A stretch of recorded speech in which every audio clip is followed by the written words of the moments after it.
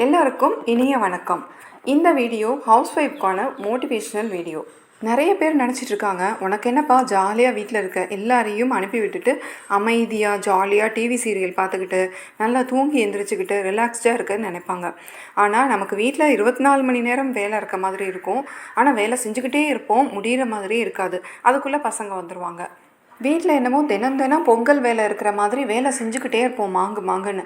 ஆனால் ஆஃபீஸ்லேருந்து ஹஸ்பண்ட் வந்துட்டு, இந்த இடத்துல பாரு இவ்வளோ குப்பையாக இருக்குது, இது க்ளீனாக இல்லை, இது க்ளீனாக இல்லை, வீட்டில் சும்மா தானே இருக்கிற, அதை கொஞ்சம் பண்ணால் என்ன அப்படின்னு சொல்லுவாங்க.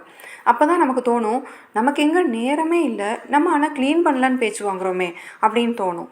இன்னும் கேட்டால் வேலைக்கு போகிற லேடிஸ் இருக்க வீடு கூட கொஞ்சம் குப்பையாக அங்கங்கே அப்படி கடக்க தான் செய்யும். ஆனால் நம்ம எல்லாத்தையும் ஒதுங்க எடுத்து வச்சுருப்போம், எல்லா வேலையும் பண்ணியிருப்போம் தான். ஆனால் நம்மக்கிட்ட இன்னும் எக்ஸ்பெக்ட் பண்ணுறாங்க, ஜன்னலில் இருக்க நெட்டில் கூட தூசி இருக்கக்கூடாதுன்னு எக்ஸ்பெக்ட் பண்ணுறாங்க. என் பசங்களை சேர்த்துருக்க ஸ்கூலில் பார்த்திங்கன்னா 7:50 ஸ்கூல் ஸ்டார்ட் ஆகும். அங்கே பிரின்ஸிபல், ஸ்கூல் டீச்சர்ஸ் எல்லோரும் 7:40 ஆஜராகிடுவாங்க. அப்போனா அவங்க எவ்வளோ சீக்கிரம் அவங்களோட வேலைகளெல்லாம் முடிச்சுட்டு வராங்க.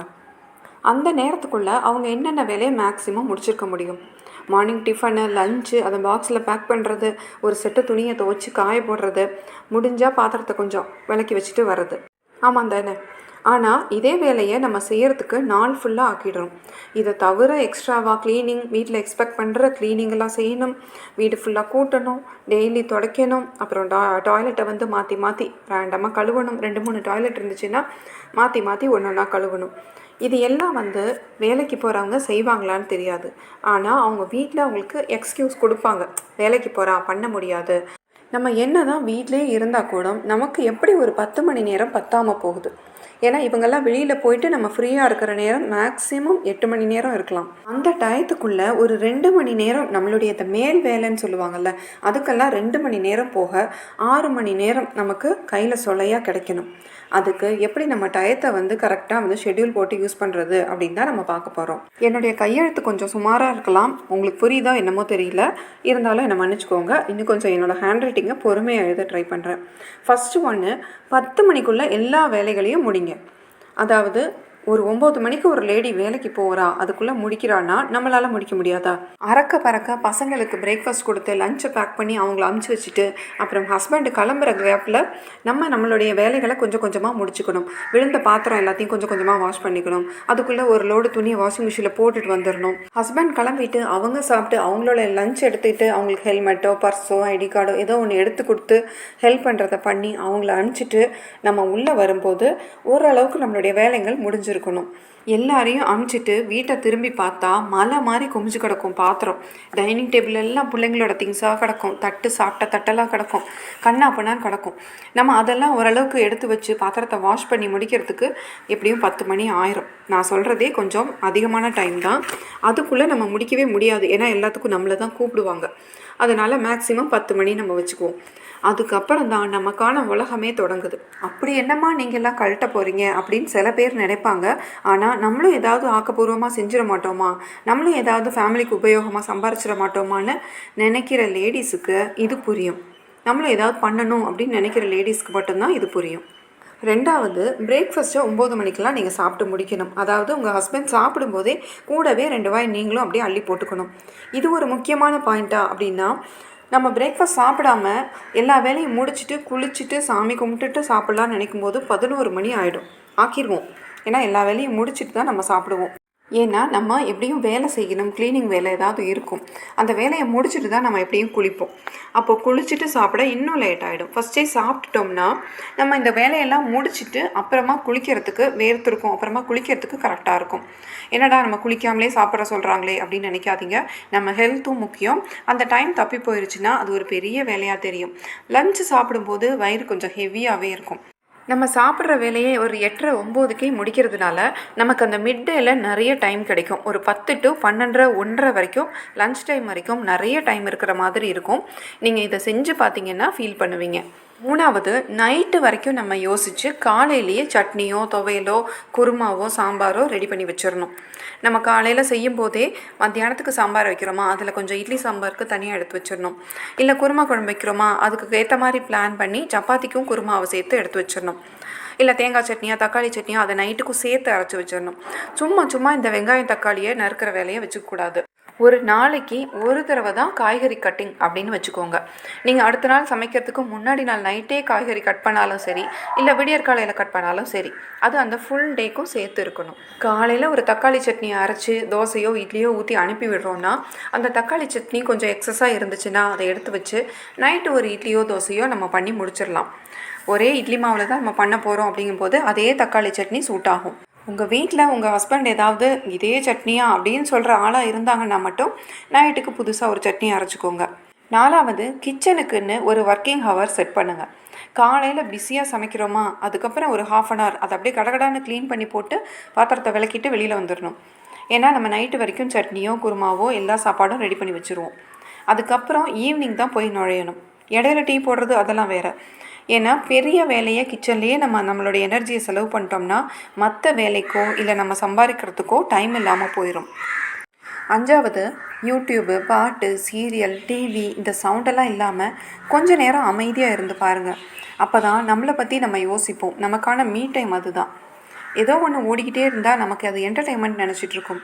ஆனால் அந்த ஃபோன் சவுண்டோ டிவி சவுண்டோ ஆஃப் ஆனால் தான் நம்ம மூளை ஸ்டார்ட் ஆகும், ஆன் ஆகும். எல்லாத்தையும் ரீகால் பண்ணி பார்க்கும், பழைய பிரச்சனையை எடுத்து யோசித்து பார்க்கும், இல்லை ஃப்யூச்சரை பற்றி திங்க் பண்ணோம், நம்ம என்ன பண்ணலாம், நம்ம யாராக இருக்கோம் அப்படின்னு நம்ம யோசிப்போம். நீங்கள் கொஞ்சம் யோசிச்சு பாருங்களேன். 5 வருஷம் முன்னாடி நீங்கள் என்ன பண்ணிகிட்டு இருந்தீங்க, எப்படி இருந்தீங்க, இப்போ எப்படி இருக்கிறீங்க? ஒரு 5 வருஷம் கழித்து இப்படி தான் இருக்க போகிறீங்களா? ஒரு தூக்கி கொண்ட ஒன்று போட்டுட்டு, நைட்டி போட்டுட்டு, இல்லை நைட் ட்ரெஸ் போட்டுட்டு நம்ம அப்படியே அமைதியாக உட்காந்துட்டு என்ன வழிகிற மூஞ்சோட அவசர அவசரமாக கிளம்பி பிள்ளைங்களை கூப்பிட போகிறது, இப்படியே மெக்கானிக்கலாக லைஃப் போயிட்டுருக்கும். நீங்கள் உங்கள் வீட்டில் கேட்டு பாருங்களேன், எனக்கு ஒரு 4000க்கு ஒரு சுடிதார் வேணும், இல்லை பட்டுப்புடவை வேணும், இல்லை எனக்கு க்ளீனிங் பண்ண கஷ்டமாக இருக்குது, வேக்யூம் கிளீனர் வேணும் அப்படின்னு கேட்டு பாருங்கள். அப்போ புரியும் நீங்கள் எந்த மாதிரி ஒரு நிலைமையில் இருக்கிறீங்கன்னு. நான் சொல்கிறது ஏழையாக இருக்கிறீங்க, உங்கள் ஹஸ்பண்டோட வருமானம் கம்மி, அது இல்லை.